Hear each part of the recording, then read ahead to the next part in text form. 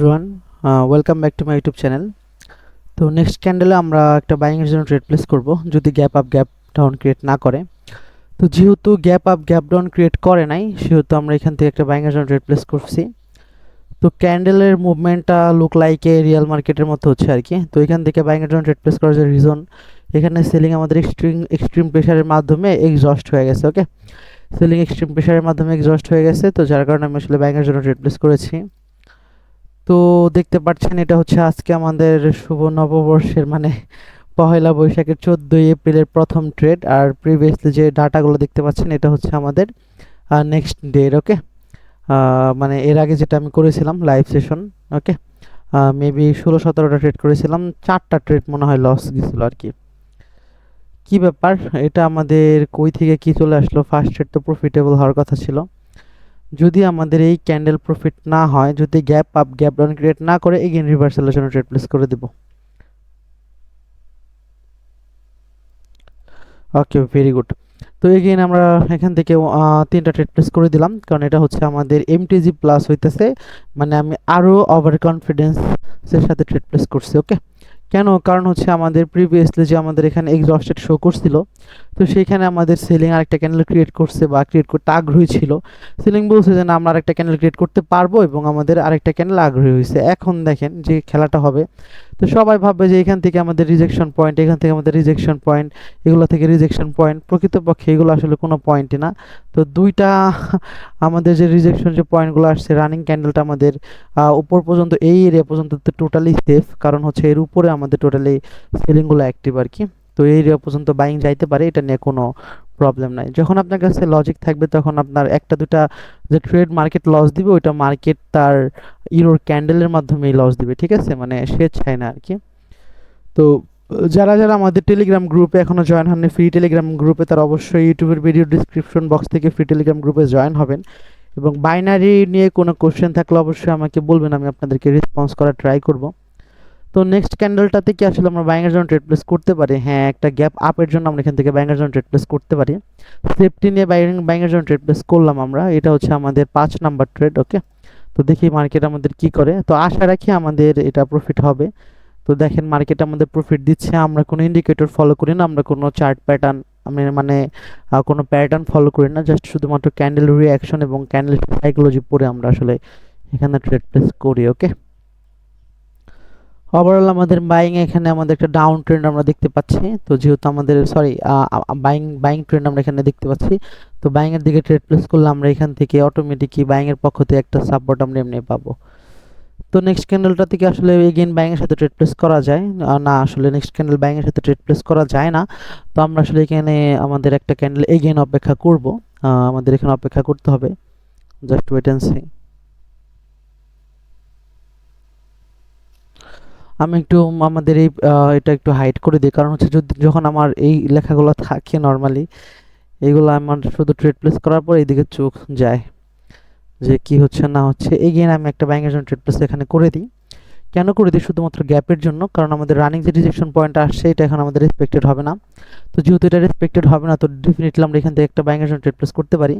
ঠিক আছে, বাইং এটা ব্রেকআউটের মাধ্যমে উপরে যাবে, এবং উপরে আমাদের এখানে কিছু রিজেকশন পয়েন্ট আছে, এগুলোর উপরেও ক্লোজিং করতে পারে। ঠিক আছে, কারণ ক্যান্ডেল গ্যাপ আপের মাধ্যমে পাওয়ার জেনারেট করার চান্স থাকবে খুবই হাই।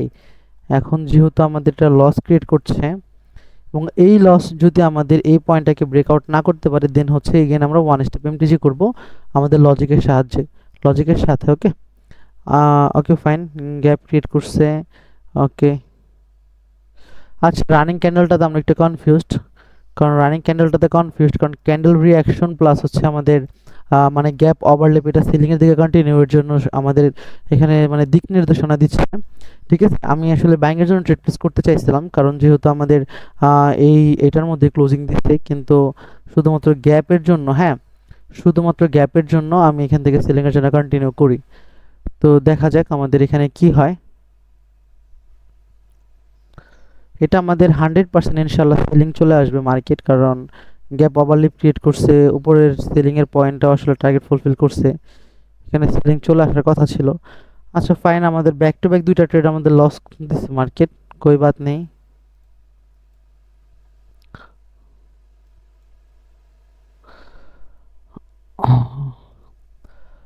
ওকে, আমরা নেক্সট ক্যান্ডেলটাতে ট্রেড প্লেস করব কার জন্য? নেক্সট ক্যান্ডেলটাতে যেহেতু গ্যাপ আপডেট করছে, এবং হচ্ছে আমাদের এই প্রেসার পয়েন্ট থেকে আমাদের তিনটা ট্রেড প্লেস হবে এগেইন।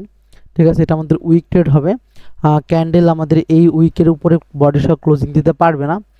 100% এখানে আমাদের বডি সহ ক্লোজিং দিতে পারবে না। কেন এখানে বডি সহ ক্লোজিং দিতে পারবে না? কারণ ফার্স্ট অফ অল আমাদের ক্যান্ডেলের রিয়াকশন হচ্ছে আমাদের ডাউনের দিকে ইন্ডিকেট করছে, এবং দ্বিতীয়তে শুধুমাত্র যে গ্যাপ ক্রিয়েট করছে, তো এই গ্যাপের জন্য আমাদের বাইং হইতে পারে। আর বাইং হইলেও আমাদের এই প্রেসার পয়েন্টের উপরে ক্লোজিং দিবে না।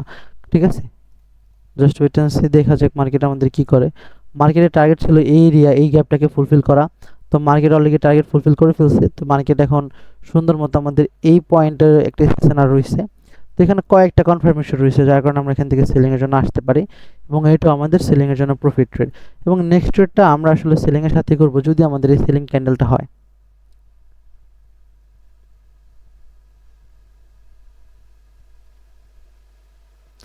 আচ্ছা ফাইন, ভেরি গুড রিয়াকশন। আমাদের ক্যান্ডেল আসলে আমাদের এগেইন গ্যাপ আপ ক্রিয়েট করছে, এবং হচ্ছে আমাদের এই উইকের মধ্যে ক্লোজিং দিছে, রাইট? যেহেতু উইকের মধ্যে ক্লোজিং দিছে এবং গ্যাপ ক্রিয়েট করছে, তো ডেফিনেটলি আমরা এখান থেকে বাইং এর জন্য ট্রেড প্লেস করতে পারি। ওকে ফাইন, এখান থেকে বাইং এর জন্য ট্রেড প্লেস করা যায়, এত নিচে যাইতে হবে না।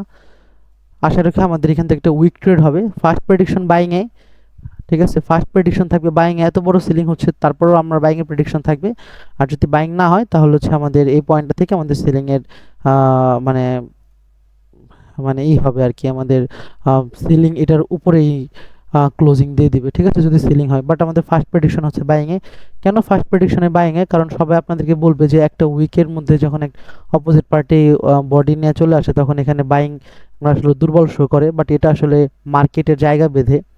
ঠিক আছে, তো যার কারণে আমি এখানে ফার্স্ট ট্রেড আসলে বাইং এর জন্য প্রেডিকশন করেছি, আর সেকেন্ড ট্রেড আমি আমার রিজেকশন পয়েন্ট থেকে রিজেকশনের ট্রেড প্লেস করেছি। ওকে, ভেরি গুড। ক্যান্ডেল আমাদের গ্যাপ ক্রিয়েট করছে, গ্যাপ ক্রিয়েট করার পর মার্কেট আপে যাচ্ছে। তো আপনি যেহেতু যাচ্ছে মার্কেট, এখান থেকে আমরা ট্রেড প্লেস করব না, জাস্ট ওয়েট এন্ড সি।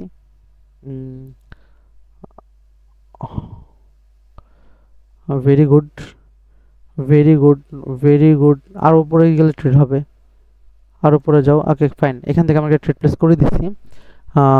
এখান থেকে ট্রেড প্লেস করলে আরও বেশি ভালো হতো, সমস্যা নাই।